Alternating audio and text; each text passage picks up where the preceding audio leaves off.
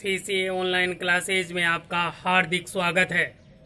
आज हम कक्षा 12 के अंतर्गत पढ़ने जा रहे हैं हिंदी अनिवार्य के पाठ्यक्रम से अलंकार। हमने पूर्व की कक्षा में पाठ फर्स्ट में अलंकार की परिभाषा देखी थी, उसके बारे में जाना था। कुछ बच्चों के कमेंट्स आए कि सर उसकी भाषा बड़ी क्लिष्ट है, लेकिन देखो प्यारे विद्यार्थियों, जो भी विद्वान अपनी बात कहता है उसको ज्यों का त्यों दर्शाना ही उचित होता है। जो जैसे कहता है उसको वैसा का वैसा बताया जाता है। तो आचार्य दंडी, मम्मट, अग्नि पुराण, ये कई विद्वान हुए, उन्होंने अलंकार की जो परिभाषा दी है उसी के अनुसार मैंने बताया। उनको एक बार समझना है और इतना कोई बड़ा इशू भी नहीं है। दूसरे पार्ट में मैंने बताया था अनुप्रास अलंकार। अनुप्रास अलंकार आपके पाठ्यक्रम के अनुसार ही मैंने बताया था। आज हम पाठ थर्ड में यमक अलंकार पढ़ने जा रहे हैं। यमक अलंकार, अलंकार देखो, अनुप्रास अलंकार में हमने जाना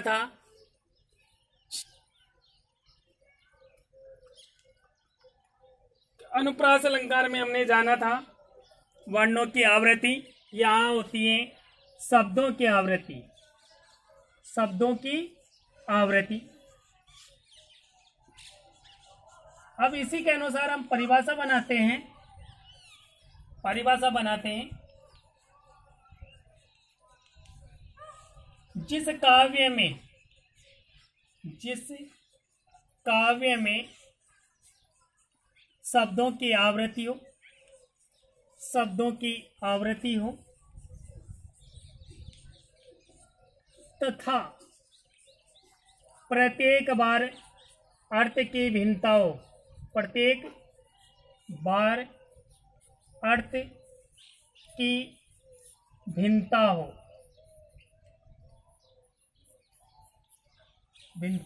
हो, अर्थात प्रत्येक बार अर्थ अलग अलग हो। शब्द की तो आवृत्ति हो लेकिन प्रत्येक बार अर्थ अलग अलग हो। उदाहरण देखते हैं। एक सामान्य उदाहरण है जिसे हम लोग पढ़ते भी आए। कनक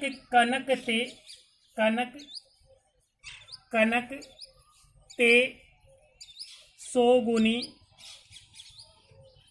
मादकता अधिकाय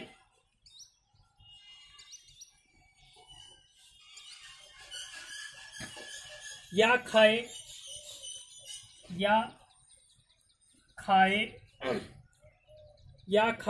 बोराय नर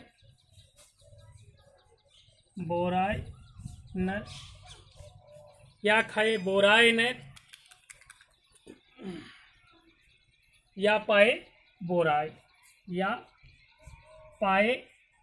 बोराय।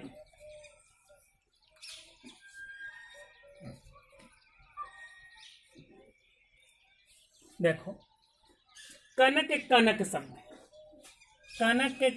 के शब्द दो बार आ रहे हैं। शब्दों की आवृत्ति हो रही है। अर्थ की भिन्नता भी देखते हैं। पहले कनक का अर्थ होता है सोना और दूसरे का अर्थ है धतूरा। तो दोनों ही शब्द समान होते हुए भी अर्थ की भिन्नता है। इस कारण यहाँ यमक अलंकार है। दूसरा उदाहरण देखते हैं। काली घटा का घमंड घटा। काली घटा का घमंड घटा, यहाँ भी घटा और यहाँ भी घटा।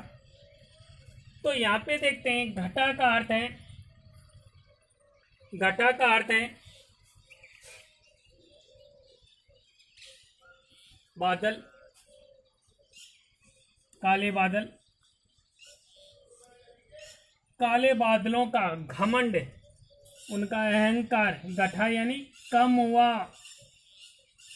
तो यहाँ पे हमने देखा कि घटा घटा शब्द की आवृत्ति है, लेकिन प्रत्येक बार अर्थ की भिन्नता है। दूसरा उदाहरण देखते हैं।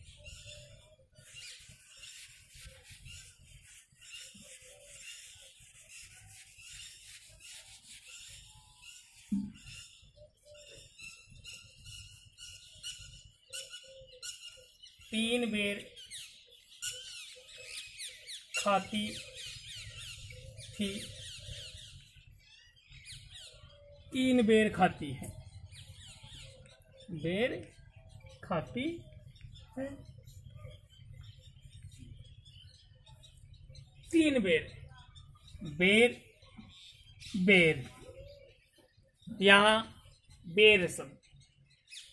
मुगलानी, जो औरंगजेब की रानियां थी, पटरानियां थी, शिवाजी के आतंक से भयभीत हो गई थी, डर गई थी और जंगलों में चली गई थी। लेकिन जब वो महलों में थी, तीन बेर तीन समय पर खाना खाती थी, सुबह दोपहर शाम। लेकिन अब जंगलों में भटकते हुए उन्हें केवल जो पेड़ों के जो फल हैं, बेर, वो प्राप्त हो रहे हैं। और कितने बेर खा के अपना टाइम पास करिए? तीन बेर खाकर समय यापन कर रही है, जीवन यापन कर रही है। तो फल फल समय, तो बेर शब्द का अर्थ यहाँ समय, यहाँ फल। उदाहरण एक और देखते हैं। सजना है मुझे, सजना है मुझे, सजना है सजना के लिए। इसमें देखते हैं, यहाँ इस शब्द की आवृत्ति हो रही है। यहाँ अर्थ होगा इसका संवरण, और यहाँ अर्थ होगा स्वामी, प्रियतम।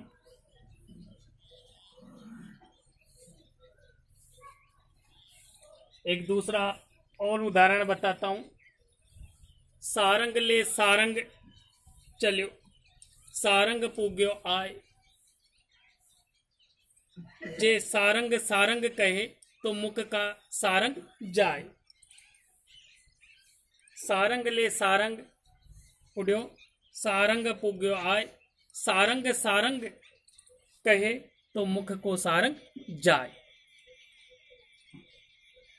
इसमें सारंग शब्द की आवृत्ति हो रही है, प्रत्येक बार अर्थ की भिन्नता है।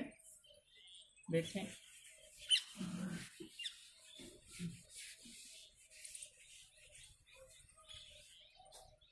सारंग ले सारंग उड्यो, सारंग पूग्यो आय, पूग्यो आय। सारंग जे सारंग कहे, सारंग जे सारंग कहे तो मुख का सारंग जाए, तो मुख का सारंग जाए। सारंग ले सारंग उड्यो, सारंग पुग्यो आए। सारंग जे सारंग कहे तो मुख का सारंग जाए। यहाँ सारंग, यहाँ सारंग, यहाँ सारंग, यहाँ सारंग, यहाँ सारंग और यहाँ सारंग। कितने बार सारंग शब्द की आवृत्ति हुई है, लेकिन प्रत्येक बार अर्थ के भिन्नता है। सारंग ले यानी सर्प को लेकर, सर्प को लेकर। सारंग उड्यो, मोर उड़ गया है। सारंग पुग्यो आए यानी बादल, काले बादल। सारंग मोर, जे सारंग कहे पीऊ पीऊ, पीऊ पीऊ या आवाज करे तो मुख का सारंग जाए, मुख का सर्प गिर जाए।